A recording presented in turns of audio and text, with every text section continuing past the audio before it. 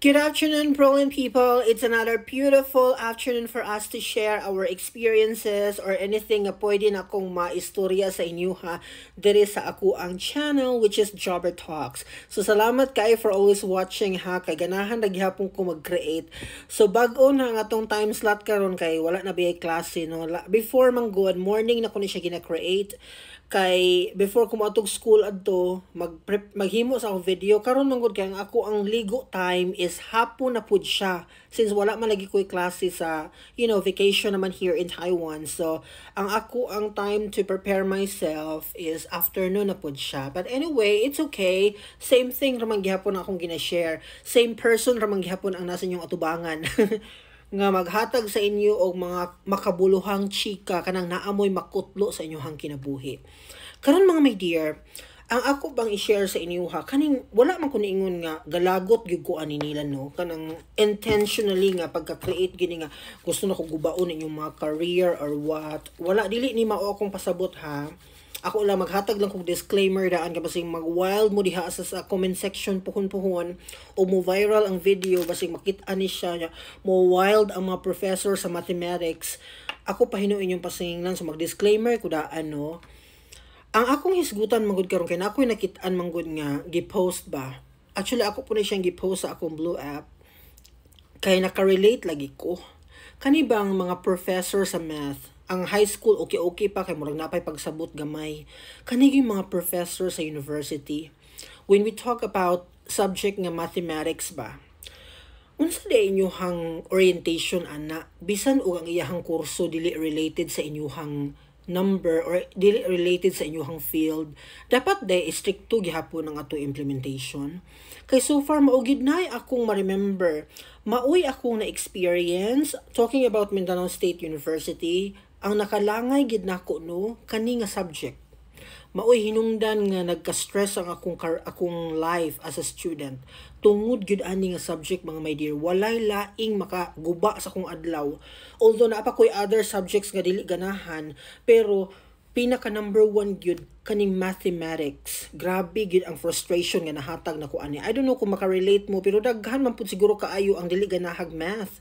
So karon ang ako bang hangyo sa mga professor sa mathematics or naghandle ani nga subject, di ba inigdawat ninyo sa inyong student list, for example, makita ba yan ninyo ang mga courses dito sa college ba talking about, ingon ana ba ang pagkalista sa atong pangalan no? Naa ba gyud kurso nga naka-indicate dito or kung gi-black section na siya, tanan na siya ingon ana parehag kurso. Pero kung dili man ganing nagsagol, makita man gihapon nimo dito ang kurso sa imong estudyante specifically unsa gi-focus ani nga bata diri ang university, di ba? I know makita na ninyo. Mao gina siya set up per me. Bisan pag private nga school, makitaan gid ninyo ang kurso sa bata. Karon, naka-encounter na ba mo ni Howard Gardner, kaning mga professor na to sa mathematics? Naka-encounter na ba mo ni Howard Gardner? Palihog kog basa ana niya first or i-interpret or sabta kuno ninyo ang multiple intelligences sa tao. Diba? Naamang gina diha naka-reflect, naagyoy linguistic sa language siya maayo. Naapoy mathematical ability, naapoy kinesthetic and all. Daghan na siya, murag 8 or 9 na siya ka intelligences ang gidiscuss ni Howard haa. Nga ang tao, nagpossess siya o pinaka-master niya isa or duha. Pero pwede na itong i-learn ang tanan. Pero ang iyahang mastery gyud na aray isa or duha. Uban siguro tulo ilang kaya, kay basing maay po sila mo kanta, musically intelligent po sila. So okay, talented siya kay gifted siya no. Pero kung ang atong pagtanaw na to sa atong estudyante ba nga ang iyaha bitawng kurso kay dili related sa numbers, basig pwede na to luag-luagan ang atong standard, no? Kay base sa akong experience, kurso Bachelor of Arts in History. Unsay kalabutan? Unsaon ako ang number? Unsaon ako ang mathematical equation? Unsaon ako ng mga computation nga naglupad, mga factoring, mga radical expression, unsa pa diha mga related sa algebra. Nga maoy makapadaw nako sa unang panahon. Sa tinuod lang ha kani hugot gini nga reality show nga pagka real talk nga pagka bagdak. Kay madawon gyud ko ang ako bitong motivation sa pag-eskwela nung maguba gyud tungod anang subjeka. Kay ani ha, wait. Mo excel ko sa mga subject nga uban. Especially sa language, English. Manglupad gid akong idea na. Labi na sa akong major, kaya gid ako na siya luparon. Bisag unsa basta words lang kaya ko na tun-an. Pag abot sa numbers mga day kamo down man gyud ko. Guba man gyud ako ang adlaw ana.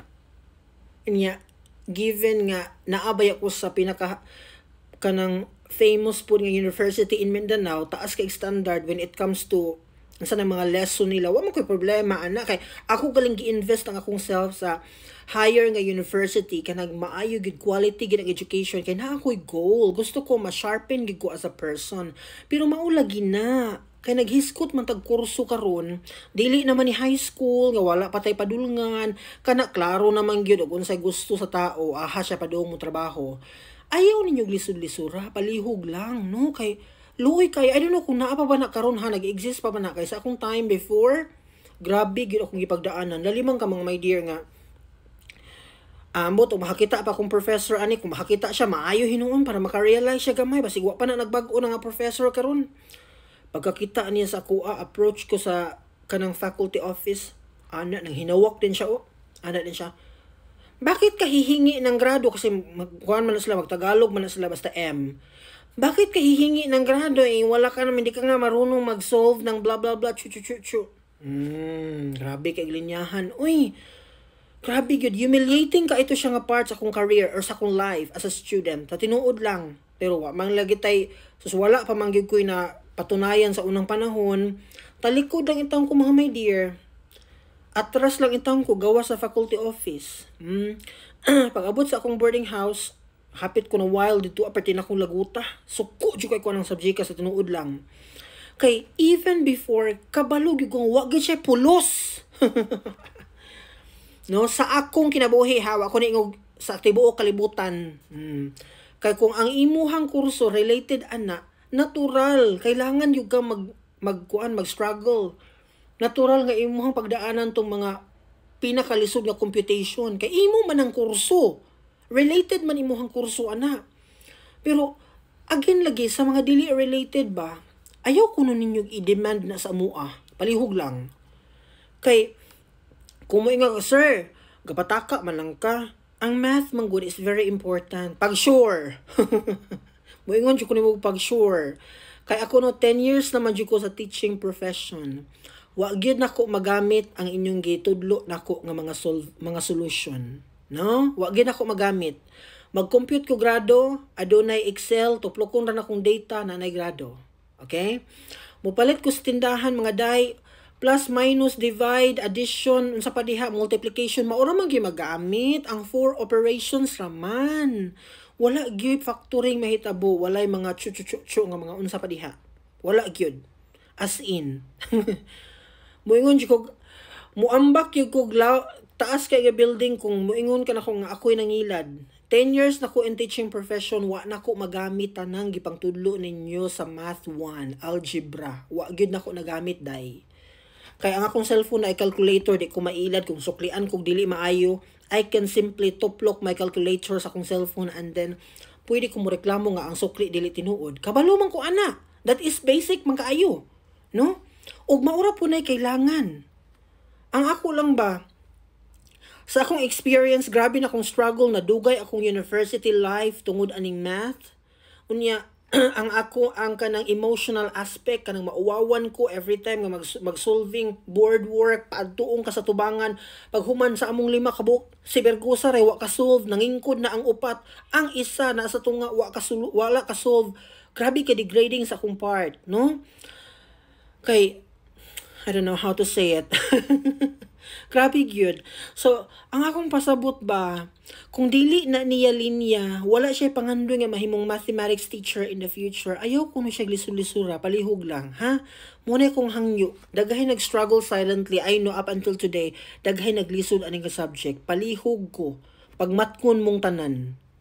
Bye.